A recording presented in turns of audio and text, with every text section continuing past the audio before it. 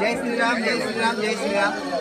उपस्थित भारतातील हिंदू सनातन धर्मातील प्रत्येक भारतीय नागरिकाने या ठिकाणी जे मंदिर आपण पाहताय हे संपूर्ण अयोध्यातील श्रीराम मंदिर आपल्या आयुष्यामध्ये जसाही वेळ मिळाला, वेळ कोणालाच नाही, वेळ काढावा लागणार आहे. फुर्सतीच्या वेळेमध्ये जसा तुम्हाला वेळ मिळाला या ठिकाणी प्रभू रामचंद्राच्या दर्शनासाठी या.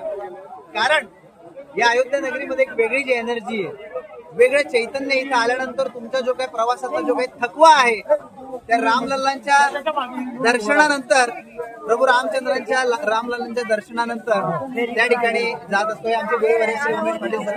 तर जसं जसं वेळ मिळाला या ठिकाणी आल्यानंतर आपल्याला दोन महत्वाच्या गोष्टी पाहायच्या आहेत. अयोध्यातील श्री रामचंद्रांचं दर्शन तर घ्या, ज्या 650-700 वर्षांची आपण वाट पाहत होतो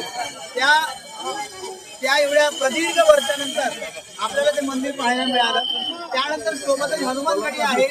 त्या हनुमानगडीमध्ये प्रभू रामचंद्रांनी अयोध्यातील युद्ध जिंकलं आपलं.